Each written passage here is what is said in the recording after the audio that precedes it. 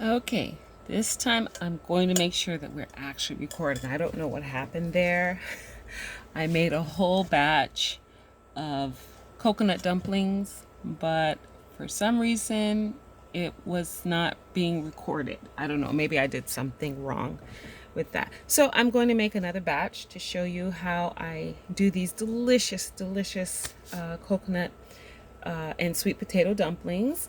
My grandmother, would make this, or a version of this that was just delicious, and we would have it with codfish. You know, my Caribbean and South American roots. My mother and my grandmother would make this, and well, my mother would make this, and it was so yummy. It was so delicious. So I'm doing a version now. So what I put in the pot here is the yellow, not yellow, the purple sweet potatoes, and I'm just mashing them up like this.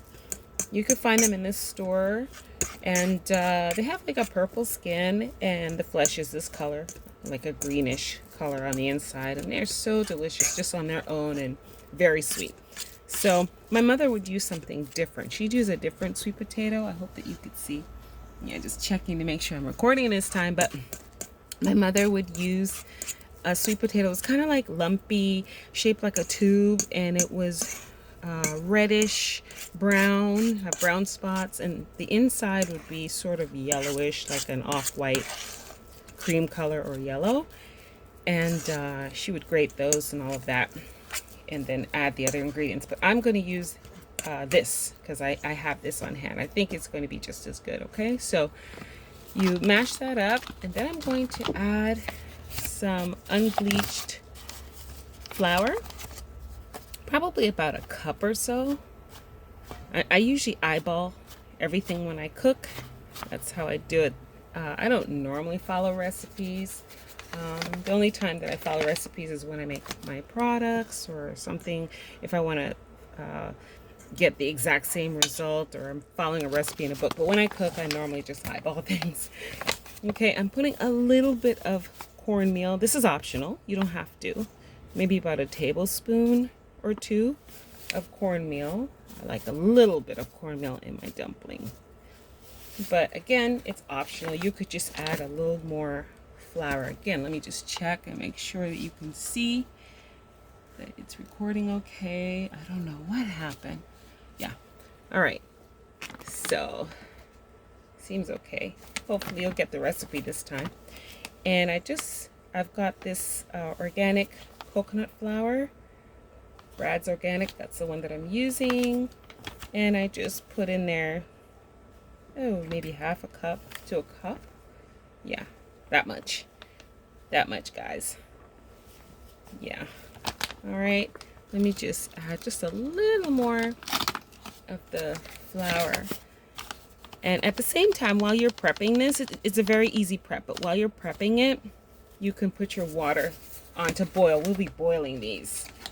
Okay, I'm sure that some people may fry them or something, but those are called bakes, but we're actually boiling. Okay, I put a little bit of Himalayan salt. Don't want it too salty.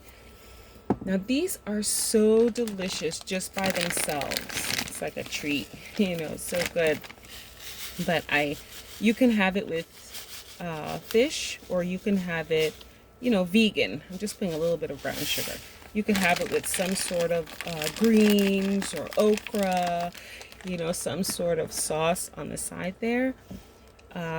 It would be just as good. But I like eating these plain even. They're that yummy. Okay, so now I'm just mixing everything, incorporating everything together like this.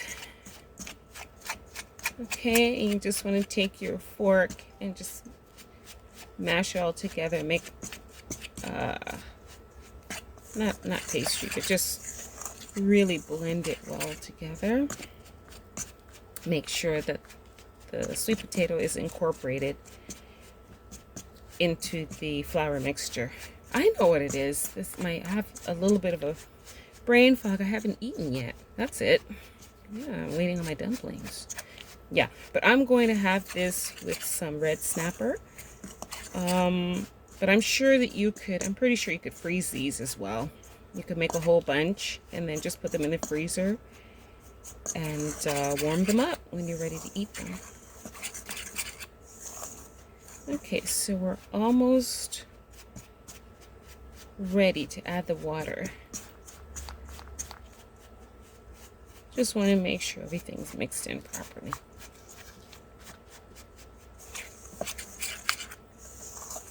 Okay, so that's how it should look. Kind of crumbly, almost like you're making a pie crust or something.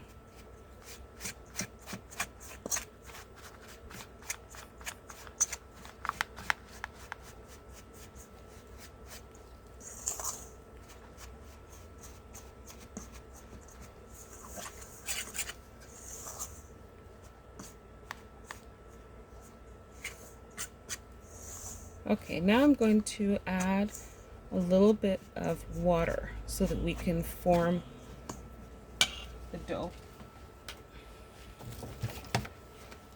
Do a check. Okay, we are still recording. That's good. Okay, don't want to put too much, just enough to form a paste. Now, after I said that, it'll probably be too much. But in that case, I'll just add a little bit more flour.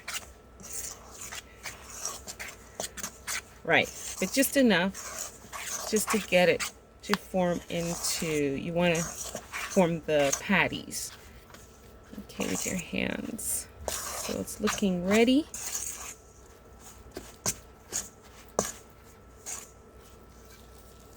Let me check.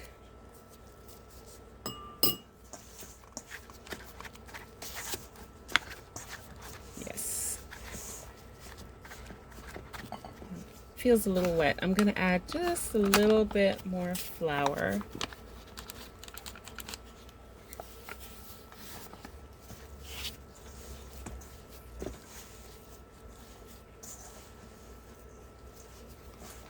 And also, I'm going to add a little olive oil.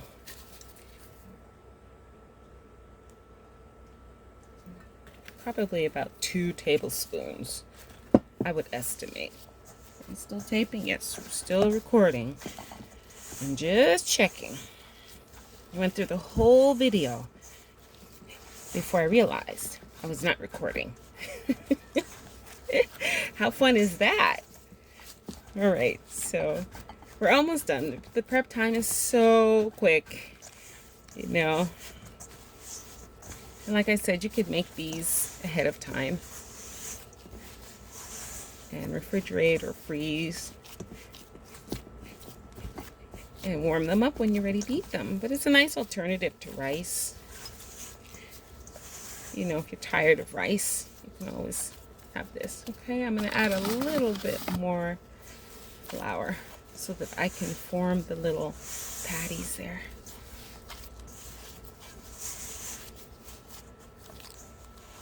Yep, still recording. As far as I know. Okay. All right, so this is what you have now. This is how it should look. This is nice.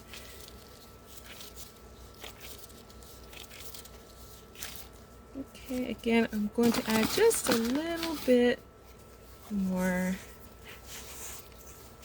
flour. Just a little more flour. Then I'm going to form them.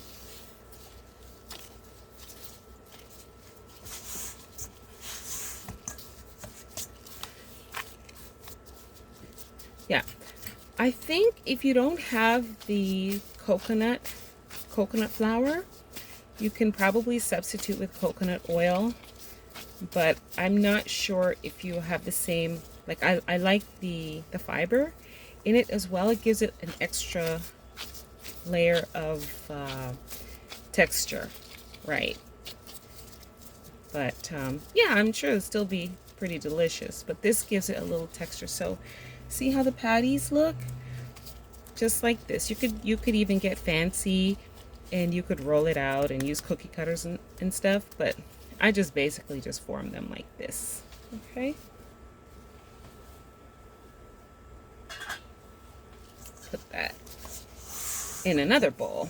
And I'm just waiting for the water to boil. I'm not sure if I mentioned that you turn your water on to boil. I think I did.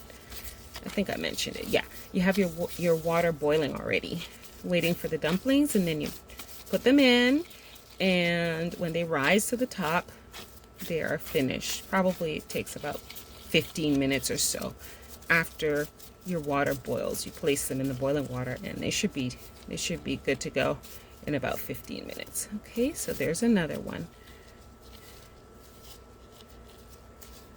Okay. So I think you get the idea. I'm going to stop recording now and off camera. I'm going to cook them, and I'll be back with a picture. Thank you for watching. Bye.